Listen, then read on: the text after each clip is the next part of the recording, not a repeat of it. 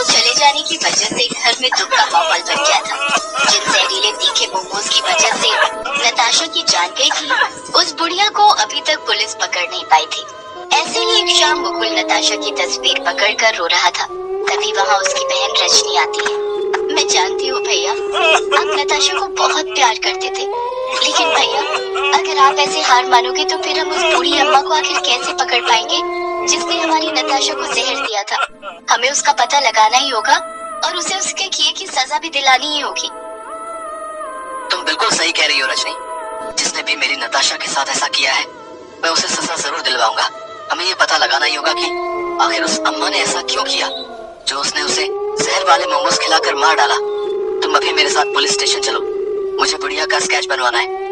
मुकुल अपनी बहन रजनी को अपने साथ लेकर पुलिस स्टेशन जाता है और उस बुढ़िया का स्केच बनवाता है। पुलिस उस बुढ़िया की छानबीन शुरू कर देती है। पुलिस बुढ़िया की तलाश शुरू कर देती है, लेकिन उसका कहीं भी पता नहीं चलता और आखिरकार थक हार कर पुलिस को ये केस बंद करना पड़ता है। नताशा के पिता एक रोज मुकुल से मिलने आते हैं। बेटा, मैंने अपनी इकलौती जवान बेटी को खोया है। मैं ऐसे हाथ पे हाथ रख कर नहीं बैठ सकता। मुझे किसी भी हालत में उस बुढ़िया को सजा दिलवानी ही होगी। आप बिल्कुल सही कह रहे हैं अंकल जी। जब तक मैं इस बात का पता नहीं लगा लेता कि आखिर उस बुढ़िया ने नताशा और रजनी को वो जहरीले तीखे समोसे देने की कोशिश क्यों की, मैं चैन से नहीं बैठूंगा। ऐसे ही कुछ दिन बीत जाते हैं। फिर एक रोज मुकुल जब मीटिंग के लिए शहर से बाहर जा रहा था, तो रेलवे स्टेशन पर उसकी नजर एक बूढ़ी अम्मा पर जाती है जो कि मोमोज बेच रही थी। मुकुल सोच में पड़ जाता है। अगर मैंने सीधे जाकर इससे सवाल किया तो ये यहाँ से भाग जाएगी। फिर हम कभी नहीं जान पाएंगे कि इसने ऐसा क्यों किया। पहले मुझे इसे अपनी बातों में फंसाना होगा। राम राम काकी, ये मोमोज कैसे दिए? 20 रुपए प्लेट है बेटा। अरे वाह, ये तो बहुत ही सस्ते हैं। अरे बेटा, इस उम्र में तो बस पेट भरने के लिए कमा लूं उतना ही काफी है। महंगा बेचकर मैंने कौन सी जमा पूंजी इकट्ठी कर लेनी है। बोलो कितनी प्लेट करूं? आप एक प्लेट पैक कर दो। वो बुढ़िया जल्दी से एक प्लेट पैक करके मुकुल को दे देती है।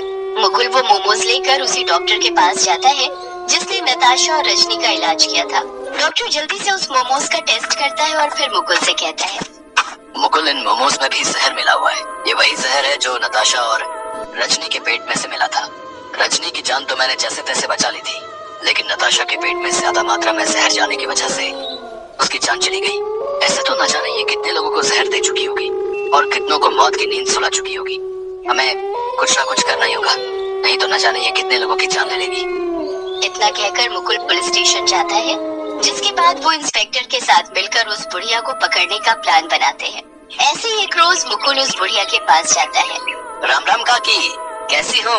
आपके ये तीखे मोमोज तो मेरे सभी दोस्तों को बहुत पसंद आए और मेरी बहन, उसका तो पूछो ही मत, वो तो आपकी फैन ही हो गई। आप ऐसा करो, आज 5 प्लेट पैक कर दो। तुम जैसे लोगों की वजह से ही तो मुझ गरीब का पेट भर पाता है। मैं अभी 5 प्लेट पैक कर देती हूँ, लेकिन बेटा तुम अपने आस पड़ोस के बच्चों को भी कहना कि मुझसे ही आकर मोमोज खरीदा करे, उन्हें अच्छा स्वाद मिलता रहेगा। वैसे आपके मोमोज में तो कुछ अलग ही स्वाद आता है। इसमें कोई मीठा जहर मिलाती हो क्या? क्या कह रहे हो बेटा? भला मैं क्यों मीठा जहर मिलाऊंगी? मेरे कहने का मतलब है कि प्यार वाला जहर मिलाती हो क्या इसमें? तभी तो आपके मोमोज जो खाता है वो बार बार यहाँ जरूर आता है। ये लो बेटा, ये तुम्हारे तीखे मोमोज तैयार हो गए। अब तुम यहाँ आते रहना। ऐसे ही वक्त गुजरता जाता है। धीरे धीरे मुकुल ऐसे ही उस बुढ़िया का भरोसा जीत लेता है। फिर एक रोज वो उस बुढ़िया से कहता है, अम्मा, तुम्हारे मोमोज की रेसिपी मुझे भी बताओ ना, ताकि मैं भी ऐसे मोमोज बना सकूं। ऐसा करो, आप मेरे साथ मेरे घर चलो और मुझे भी ये बनाना सिखाओ। नहीं नहीं बेटा, मैं तुम्हारे साथ नहीं चल सकती। तुम्हारा भी परिवार है, वो सब क्या सोचेंगे? किस बूढ़ी मुसीबत को ले आया। काकी, मैंने सबसे बात कर ली है, किसी को भी कोई आपत्ति नहीं है।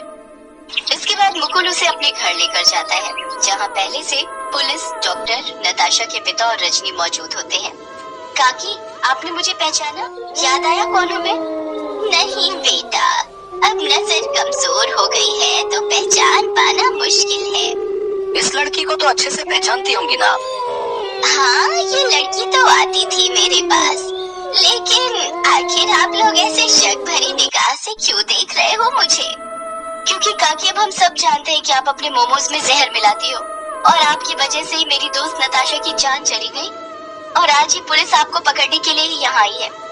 अम्मा, आपके लिए बेहतर यही होगा कि आप अपना सच कबूल कर लो। क्योंकि मेरे जवान बेटे की मौत भी इसी वजह से हुई थी।